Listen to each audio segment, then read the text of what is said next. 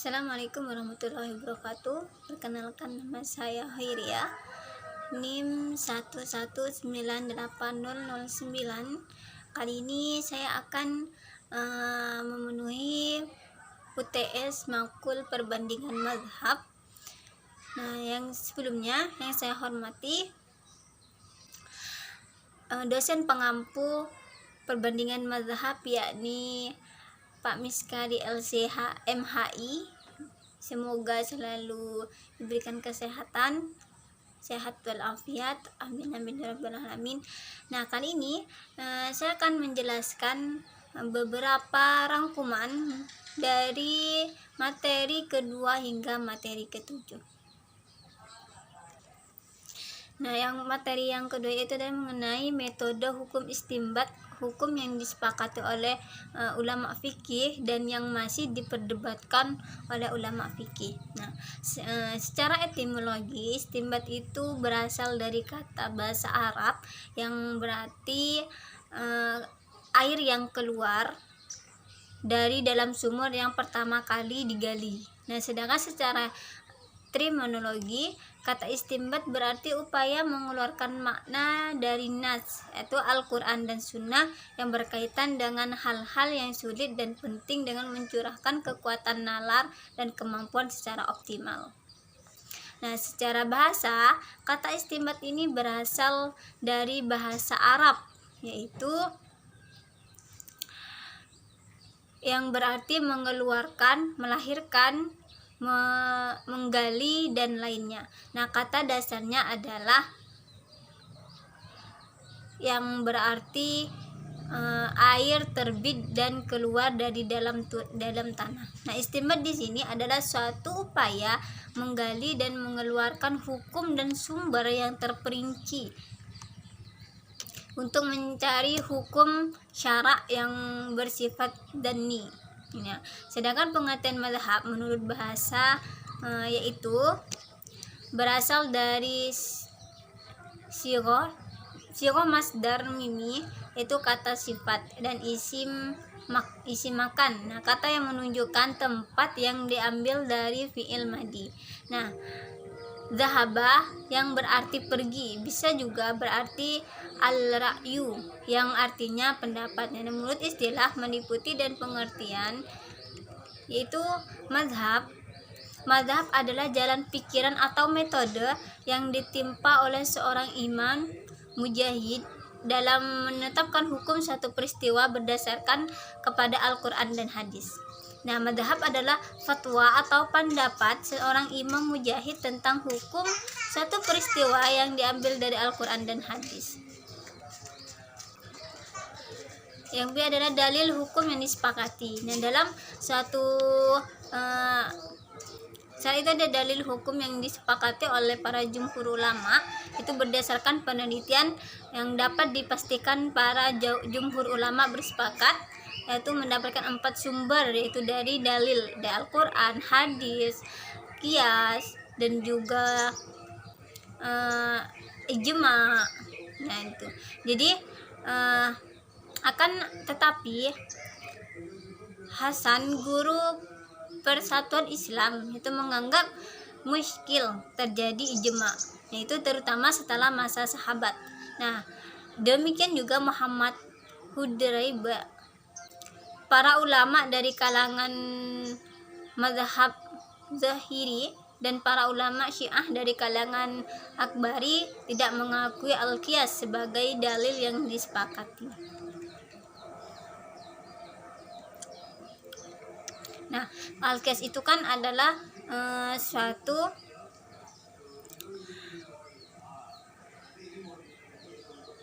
hukum yang itu dalil yang keluar setelah ijma. Nah, dalil hukum yang tidak disepakati itu ada yang diperselisihkan para ulama, ada 6, yaitu ada al-istihsan, yang kedua ada al-maslahah, yang mursalah, terus yang ketiga ada istisab, al-urf, madhab sahabi, dan syaru dan qablana. Nah, karakteristik metode istimbat hukum di lingkungan mazhab Hanafi, yaitu yang pertama yaitu karakteristik fikih Abu Hanifah. Nah, Imam Abu Hanifah itu dikenal sebagai ulama ahli ra'i, yaitu sementara metodologi kajian fikihnya mencerminkan aliran ahli ra'i yang beliau pelajari dalam Imam Ahmad. Dengan al-fikihnya dengan Al-Quran dan As-Sunnah sebagai sumber pertama dan kedua. Apabila beliau tidak menemukan ketentuan yang tegas tentang hukum persoalannya yang dikajinya dalam Al-Quran dan As-Sunnah, maka beliau mempelajari dari perkataan sahabat baik dalam bentuk ijma' maupun fatwa. Terus metode istimbat hukum madhab Hanafi. Nah, Imam Abu Hanifah dikenal sebagai ulama ahli ra'yi, yaitu sementara metodologi kajian fikihnya mencerminkan aliran ahli ra'yi yang beliau pelajari dalam Imam Ahmad dengan Al-Quran dan As-Sunnahnya. Maka ketentuan yang tegas tentang hukum persoalan yang dikajinya dalam Al-Quran dan As-Sunnah, maka beliau mempelajari dari perkataan-perkataan sahabat tadi. Satu hal yang membuat belum ditemukan titik terang kejelasannya, yaitu misalnya dalam pemaknaan Al-Quran dan As-Sunnah, maka beliau juga mencari melalui ijma atau fatwa-fatwa para sahabat untuk memperjelas suatu hukum tersebut. Nah, karakteristik metode istimbat hukum mazhab Maliki. Nah, sementara sumber hukum Islam, nama lengkap beliau adalah Imam Malik bin Anas bin Malik bin Abi Amar al-Ashbahi al-Arabi al-Yumariyah, lahir di Madinah pada tahun 93 Masehi, Hijriah, 712 Masehi. Nah, ayahnya berasal dari kabilah di As-Sabah yang ada di Yaman, dan ibunya bernama Aliyah binti Syuraik dari kabilah Addi. Nah, kakek Imam Malik datang berhijrah ke negara Madinah setelah Rasulullah wafat. Beliau merupakan seseorang pembesar tabi'in, banyak meriwayatkan hadis dari sahabat. Nah, seperti Umar bin Khattab, juga Utsman bin Affan, Talhah bin Ubaidah, dan Aisyah. Imam Malik tidak pernah meninggalkan kota Madinah kecuali untuk menunaikan ibadah haji sampai beliau wafat, yaitu beliau wafat pada tanggal 14 Rabiul Awal tahun 1790 Hijriah dalam usia 87 tahun. Nah, metode istimbat Imam Malik ini itu dalam menetapkan hukum Islam, beliau melakukan istimbat dari Al-Quran, As-Sunnah, ijma' ahli Madinah. Nah, fatwa sahabat, khobar, ahad, dan qiyas. Nah, al-istihsan, al-maslahah, dan al-musalasan al-dhari, istihad, dan syara' dan qablana. Nah, karakteristik metode istimbat hukum di lingkungan mazhab Syafi'i itu sumber hukum istimbat mazhab Syafi'i. Dalil-dalil hukum yang digunakan Imam Syafi'i ini dalam istimbatnya itu adalah Al-Quran dan Sunnah ijma', terus menggunakan al-qiyas dan at-takhir. Beliau menghadapi ikhtilaf.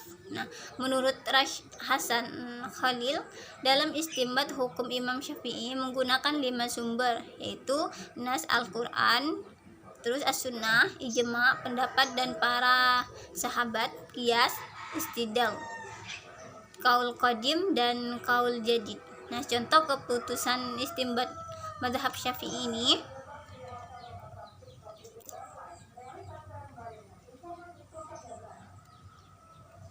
itu seperti halnya dalam saya mengambil contoh mazhab Syafi'i itu menyunahkan cadar, gitu kan. Ada juga ulama yang mewajibkan dengan suatu hal kekaitan tertentu, misalnya diperintah oleh suaminya untuk menutup aurat. Nah, itu harus dipatuhi. Kalau misalnya, tapi hukum dasarnya cadar ini adalah sunnah itu. Terus ada karakteristik metode istinbat hukum di lingkungan mazhab Hambali. Nah, yang pertama dari sumber-sumber istinbat mazhab Hambali, yaitu ada nas Al-Quran dan hadis. Yang kedua itu adalah perkataan para sahabat. Terus yang selanjutnya adalah karakteristik sistem istinbat mazhab Imam Ibnu Hambali. Dasar-dasarnya mazhab Ibnu Hambali ini ada 5, yaitu ada Al-Quran dan hadis, fatwa sahabi, terus pendapat sebagian sahabat, hadis mursal dari dhaif atau dhaif. Terus yang kelima adalah kias. Metode istinbat hukum Imam Ahmad bin Hambal, yaitu metode istinbat Imam Ahmad bin Hambal dalam menentukan hukum apabila beliau telah mendapati suatu nas dari Al-Quran dan dari sunnah Rasul yang sahih, maka beliau dalam menetapkan hukum adalah dengan nas. Nah, itu kini itu yang bisa saya sampaikan dari beberapa materi yang telah saya rangkum dari pertemuan kedua hingga pertemuan ke-7.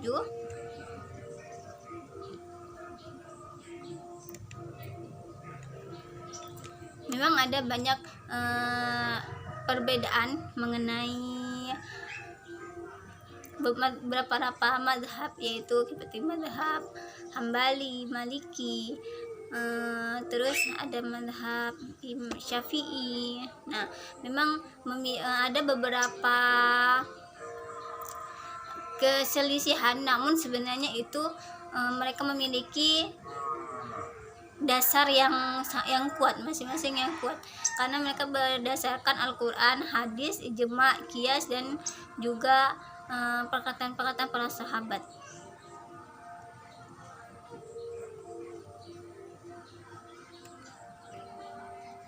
Kenanya ini yang dapat saya sampaikan mengenai video UTS perbandingan mazhab. Apabila banyak kesalahan atau kekeliruan dalam menjelaskan, saya mohon maaf. Akhirul kalam, Assalamualaikum warahmatullahi wabarakatuh.